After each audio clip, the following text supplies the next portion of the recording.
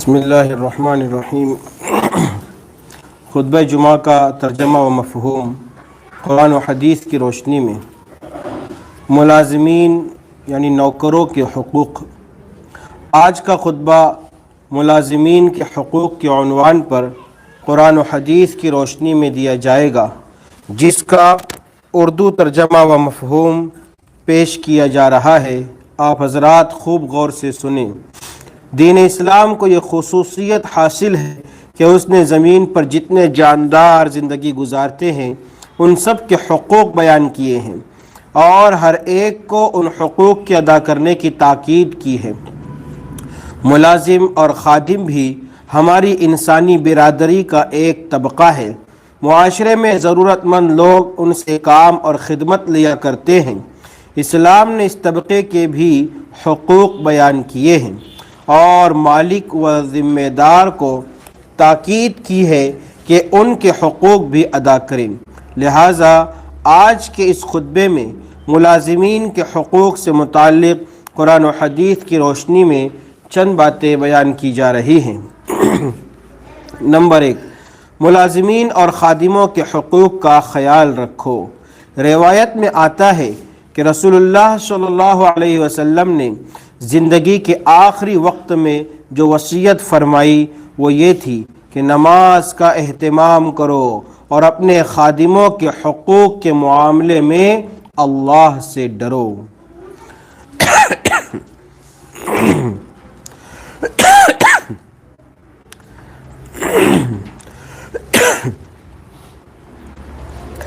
خادم اور ملازم سب ہمارے بھائی ہیں۔ اللہ تعالیٰ نے ان کو ہمارے لیے کام پر لگا رکھا ہے، اس لیے ان کو حقیر نہ سمجھیں۔ ان لوگوں کے بھی ہم پر کچھ حقوق ہیں، لہٰذا ان کے ساتھ ہمیشہ اچھا سلوک کریں۔ نمبر 2، خادموں کے ساتھ اچھا سلوک کرو۔ اللہ تعالیٰ ارشاد فرماتے ہیں، اپنے غلام اور باندیوں کے ساتھ بھی اچھا سلوک کرو، بے شک اللہ تعالیٰ اترانے والے کسی شیخی باز کو پسند نہیں کرتا۔ رسول اللہ صلی اللہ علیہ وسلم نے فرمایا، خادم کے ساتھ اچھا سلوک کرنا خوشبختی ہے اور بد اخلاقی سے پیش آنا بدبختی ہے۔ مذکورہ آیت میں اللہ تعالیٰ نے براہ راست غلام اور باندیوں کا ذکر فرمایا ہے جو گھروں میں کام کاج اور خدمت انجام دیا کرتے تھے اور جن کا اس زمانے میں رواج تھا، لیکن اسی حکم میں ملازم اور خادم بھی داخل ہیں۔ علماء نے لکھا ہے کہ یہ احکام نوکروں اور ملازموں کو بھی شامل ہے اور ان کا بھی یہی حق ہے۔ نیز ملازم کے ساتھ اچھا برتاؤ کرنا اور ان کے ساتھ حسن سلوک سے پیش آنا ہمارے با اخلاق ہونے کی دلیل اور نشانی ہے۔ اللہ تعالیٰ پوری انسانیت کو اپنے خادمین و ملازمین کے حقوق کا خیال رکھنے اور ان کے ساتھ اچھا سلوک کرنے کی توفیق عطا فرمائے، آمین۔ نمبر 3، مزدور اور ملازم کو مکمل اجرت دینا ضروری ہے۔ رسول اللہ صلی اللہ علیہ وسلم کا ارشاد ہے کہ اللہ تعالیٰ فرماتا ہے، میں قیامت کے دن 3 قسم کے لوگوں سے جھگڑا کروں گا۔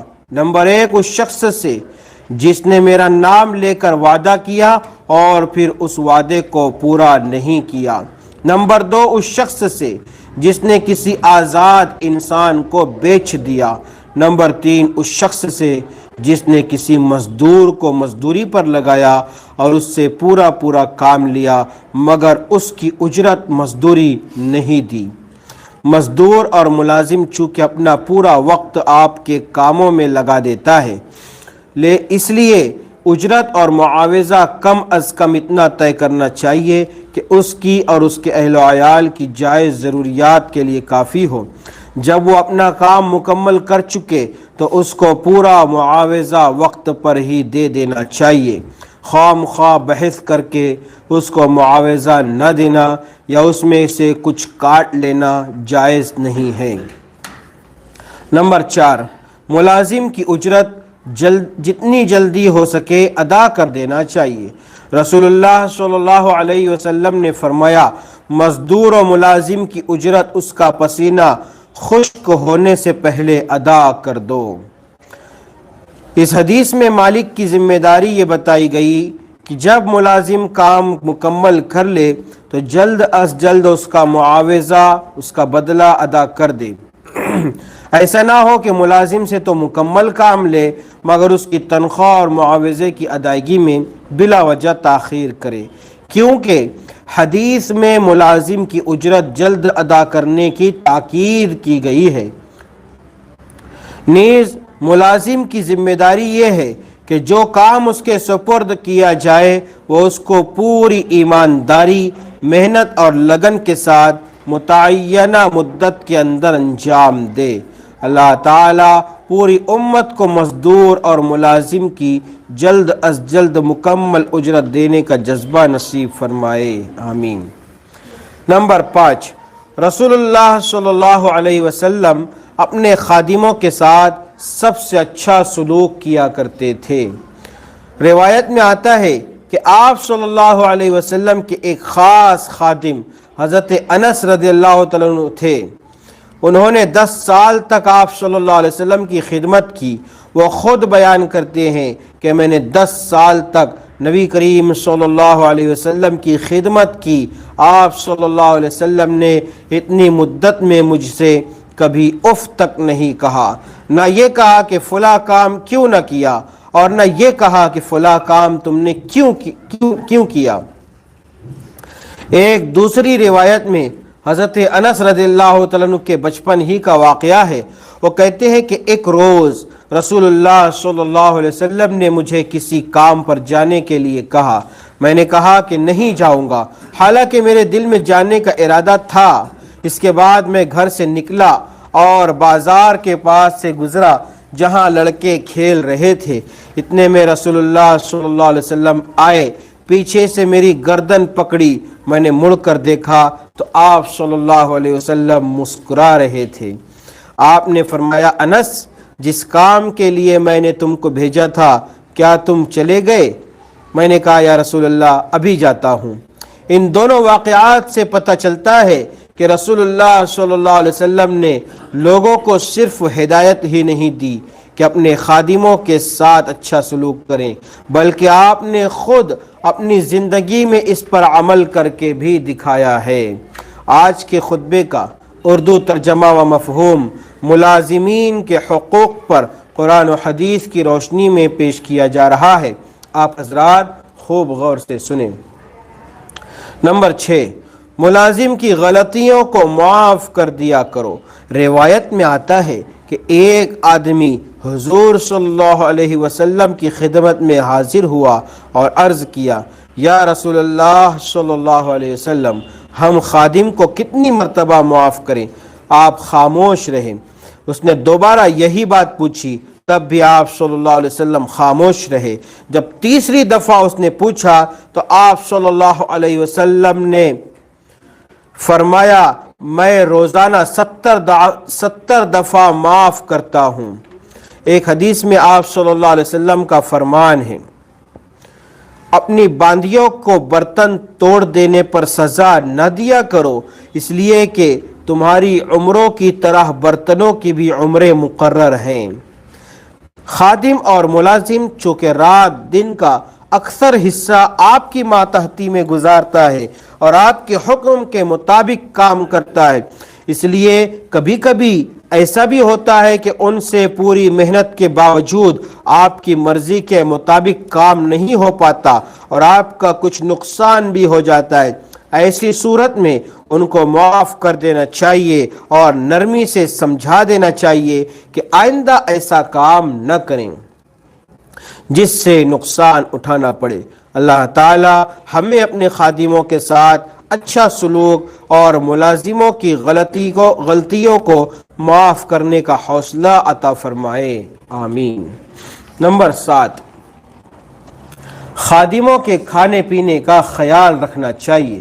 آپ صلی اللہ علیہ وسلم نے ارشاد فرمایا، جب تم میں سے کسی کے لیے اس کا خادم کھانا تیار کرے پھر اسے لے آئے جس کی خاطر وہ गर्मी धुआं बर्दाश्त कर चुका है तो उसे अपने साथ बिठाकर खिलाना चाहिए। अगर खाना थोड़ा हो तो उसमें से 1-2 लुक़मे ही उसके हाथ पर रख दे। एक दूसरी रिवायत में कि एक मरतबा हज़रत अब्दुल्लाह इब्न उमर रज़ियल्लाहु तआला अन्हुमा के पास उनका खजानची आया। उन्होंने उससे पूछा, खादिमों को उनका खाना दे दिया है? उसने कहा कि नहीं। फरमाया, जाओ उनको खाना दो, क्योंकि रसूलुल्लाह सल्लल्लाहु अलैहि वसल्लम ने फरमाया, इंसान की बर्बादी के लिए यही गुनाह काफ़ी है कि जिनकी रोज़ी उसके ज़िम्मे हो उसे वो रोक ले। इन दोनों रिवायतों से ये पैगाम मिलता है कि जिन खादिमों का रहना सहना मालिकों के पास ही हो तो मालिकों को उनके खाने पीने का ख्याल रखना चाहिए। खुद खा पी लेना और उनको भूखा रखना बड़ा गुनाह है। नंबर 8, खादिम और मुलाजिम की राहत का ख्याल रखो और उसकी ताकत से ज़्यादा काम न लो। रसूलुल्लाह सल्लल्लाहु अलैहि वसल्लम ने फरमाया, खाना और कपड़ा ममलूक का हक है और उससे ताकत से ज़्यादा काम न लिया जाए। एक हदीस में आप सल्लल्लाहु अलैहि वसल्लम ने हज़रत अबू ज़र रज़ियल्लाहु अन्हु को ये नसीहत फरमाई कि ये खादिम लोग तुम्हारे भाई हैं जिनको अल्लाह ताला ने तुम्हारे मातहत कर दिया है। बस जिसको अल्लाह तुम्हारे मातहत कर दे तो उसे वही खिलाओ जो तुम खाते हो और उसे वही पहनाओ जो तुम पहनते हो, और उसकी ताकत से ज़्यादा उस पर काम का बोझ ना डालो। अगर ऐसा काम करवाना ही हो तो फिर खुद भी उसकी मदद करो।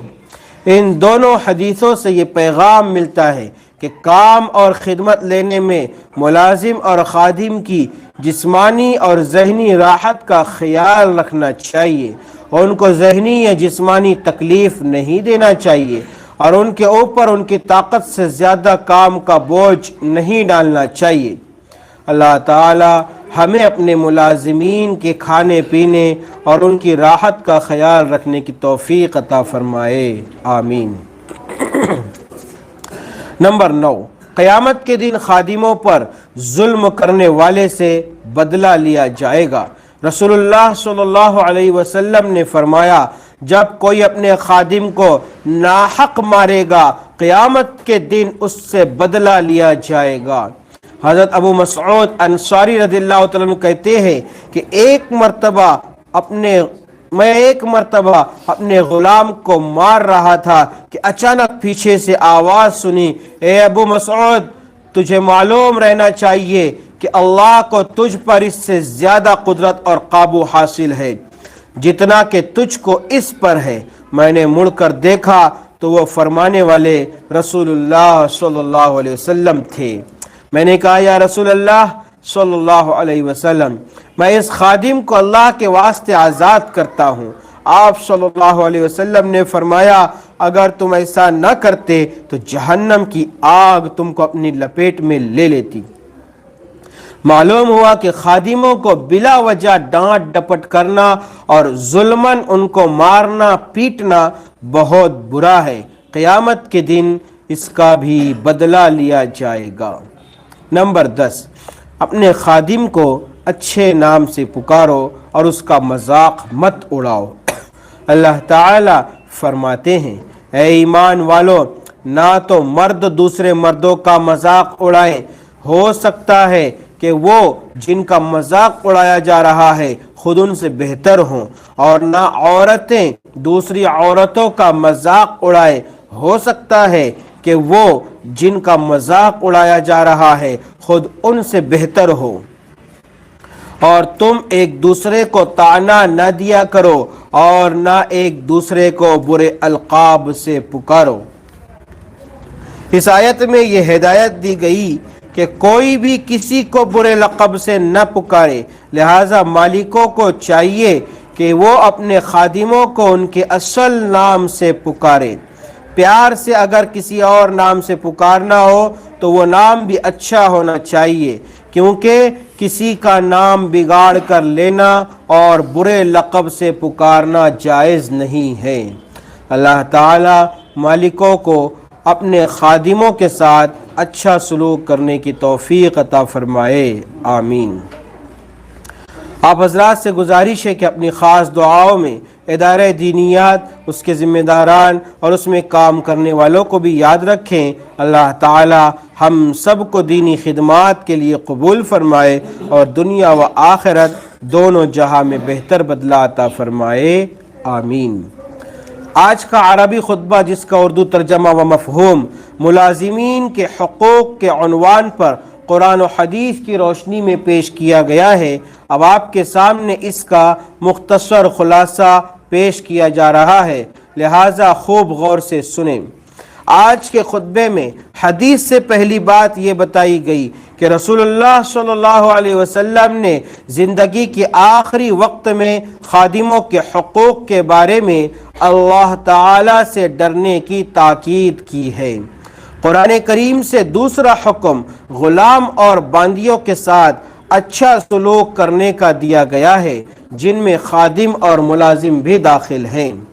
تیسری تنبیہ روایت سے یہ کی گئی کہ مزدور اور ملازم کو کام مکمل کرنے کے بعد پوری اجرت دینا ضروری ہے، بلا وجہ اس میں سے کاٹ لینا یا اجرت ہی نہ دینا جائز نہیں ہے۔ چوتھی ہدایت حدیث سے یہ دی گئی کہ مزدور اور ملازم کو کام ہو جانے کے بعد جتنی جلد ہو سکے اجرت دے دینا چاہیے۔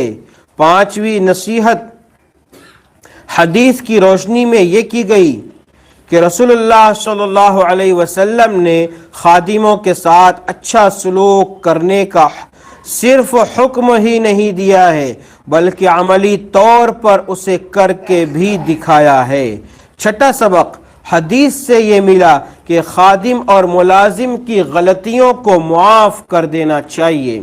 ساتویں ہدایت روایت سے یہ دی گئی کہ جن خادموں کا رہنا سہنا مالک کے پاس ہو، ان کے کھانے پینے کا بھی خاص خیال رکھنا چاہیے۔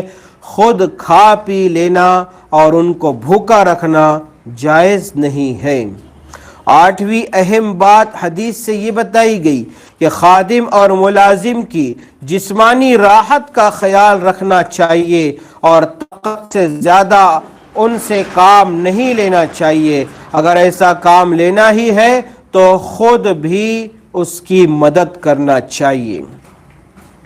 نویں وعید روایت سے یہ سنائی گئی کہ جو آدمی ناحق اپنے خادم کو مارے گا، قیامت کے دن اس سے اس کا بدلہ لیا جائے گا۔